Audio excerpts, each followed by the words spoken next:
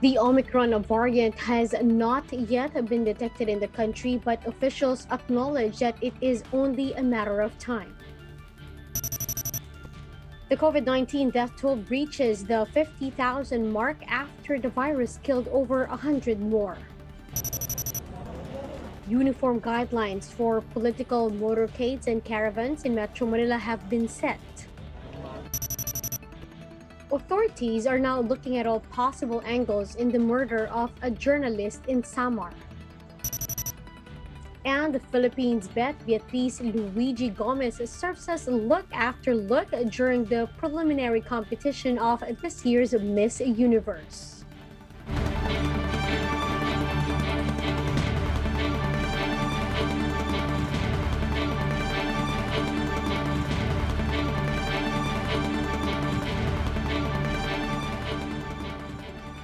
Fast, focused, and fearless. Here's a roundup of stories we're watching now. I'm Riza Diaz.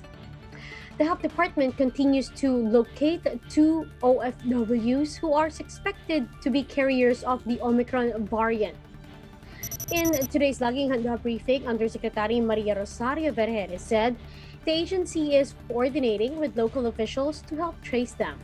They indicated addresses in Regions 4B or Mimaropa and Region 10 or Northern Mindanao.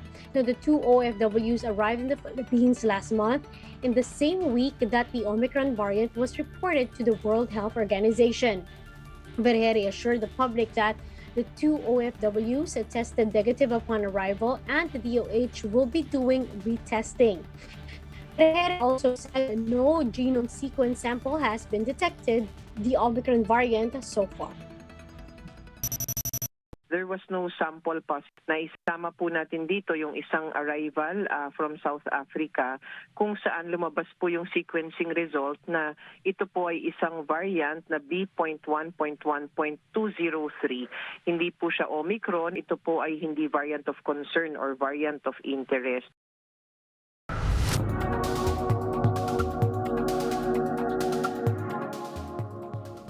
Now, are vaccines enough to protect us against the potentially more dangerous Omicron variant? Now, let's find out more in this Bloomberg Quick Take.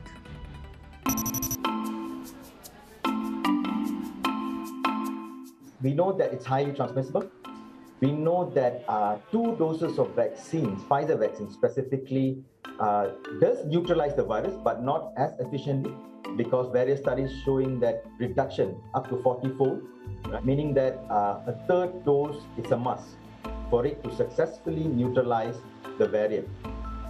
What we don't know is still that what are the effects of mix and matching between vaccines, and what are the capabilities of antibodies produced from this mix and matching in neutralizing Omicron. Because as we know, many parts of the world use different types of vaccines, and that would be a great data to look at.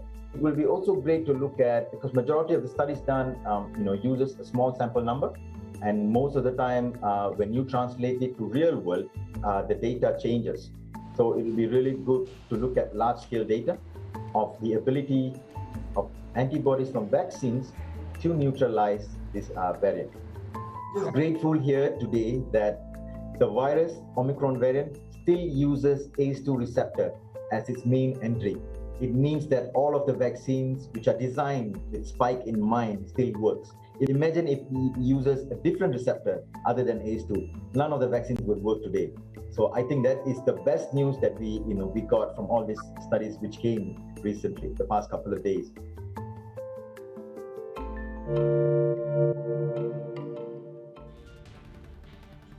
The Health Department logs over 350 new COVID-19 infections. The caseload still stands at above 2.8 million, some 11,300 of which are still active. Now, the virus killed at least 135 more patients, pushing the death toll to over 50,000. Survivors, meanwhile, are now at 2.7 million, with more than 870 new recoveries. Only 1.1% of some 35,300 tests recently conducted turned out positive.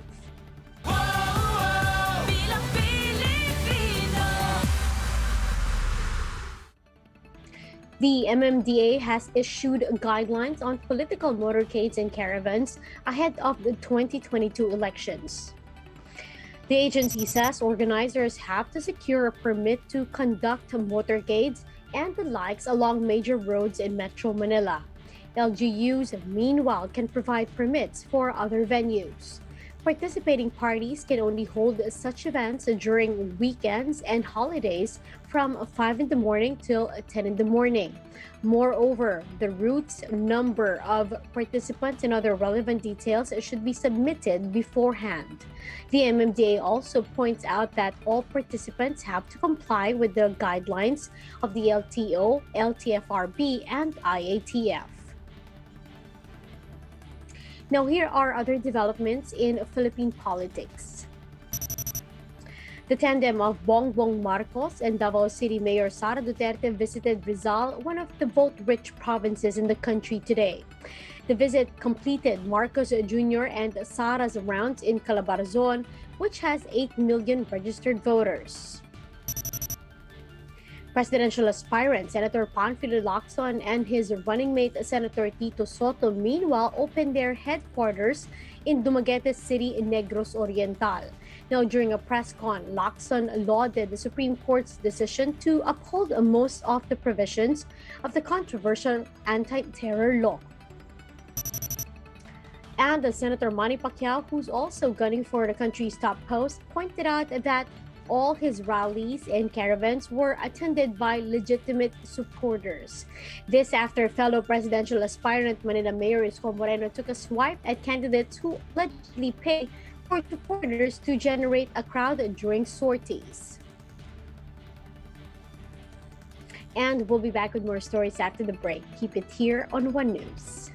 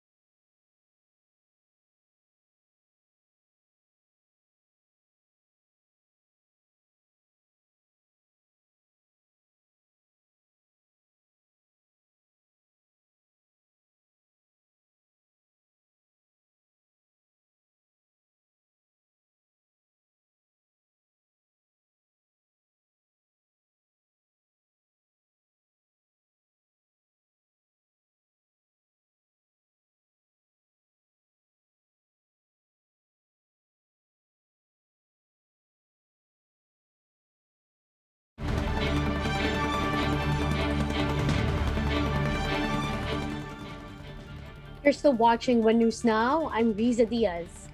The family of a slain journalist in Samar is calling for justice as police have yet to identify the gunman and his motives. Romy Lopez has the report. Justice for Jesus Malabanan, this is the clear message of each tarpaulin outside the wake of the slain journalist. Jess, as they fondly call him, was a known good Samaritan in the area. That's why support for his bereaved family overflowed. His wife Mila and other family members are lost for words, but they continue to demand for justice. So sana matulungan kami na mabigyan hustisya yung tito namin. Sana matulungan din kami at mapukusan ng buong Kalbayog. Dahil ang Kalbayog lang talaga ang Muslim, maraming gumagawa dito ng hindi maganda. Malabanan's nephew added that he pitied those less fortunate individuals that the journalist had been helping for years. He was active in helping small farmers to protect their land ownership against individuals with influence. Siya lang tumutulong dito sa amin. Sino pa bang tutulong sa amin kung yan lang po talaga? Uwi lang po yan ng Pampanga, magbabiyahe ng Samar para tumulong lang siya dito. Yun na nga, iniisip namin na wala lang tutulong sa kanila. Malabanan was shot dead inside his house in Calbayog, Samar last Wednesday night. He was a long-time stringer for Reuters, an international news agency. The victim was later pronounced dead on arrival in a hospital. Authorities have yet to determine the culprit's identity and the motive for the killing. But the PNP Samar said they are on top of the situation. The Presidential Task Force on Media Security is also doing its part to resolve Malabanan's case. Executive Director Joel C. Egco said there's a possibility that the motive is not related to his work as a journalist. He explained that they are looking into land dispute as Malabanan supposedly got into farming when he moved to Samar. Sinisilip po natin yan, yung mga usaping lupa, baka may nakaaway siya roon. At doon po tayo nakasentro ngayon, doon sa lugar kung saan siya pinaslang. Dahil dito po sa Luzon, kung saan siya nagtatrabaho, wala po kami makitang kaaway niya rito. Jess' cadaver is now being transported back to his home province of Pampanga. For News 5, Romel Lopez. We are One News.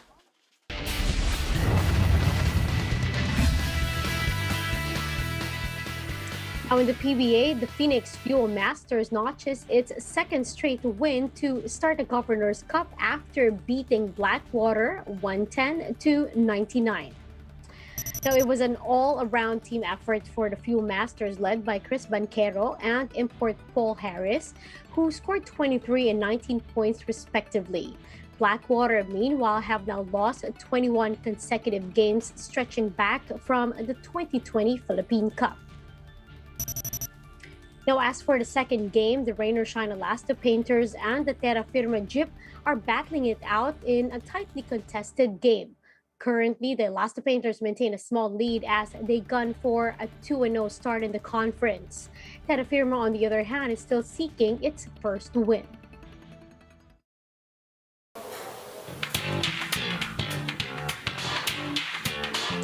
Miss Universe 2021 competition has started with the preliminaries earlier today. Pageant began with the candidates introducing themselves wearing Portia and scarlet dresses. Now then came the swimsuit and evening gown portions.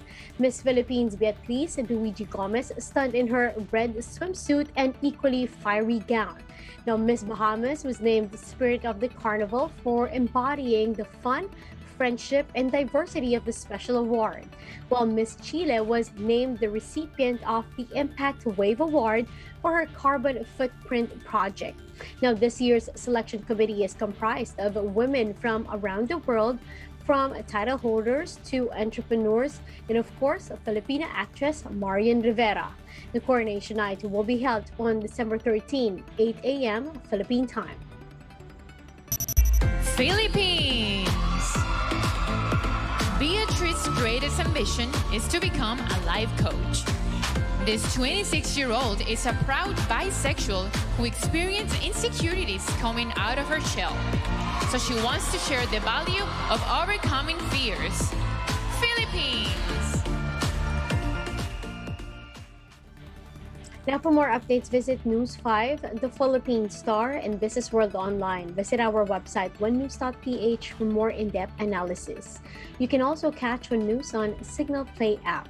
Register for a free account now at www.signalplay.com and stream One News live anytime, anywhere. I'm Riza Diaz. Mask on, wash hands, and stay safe, Philippines. We are One News.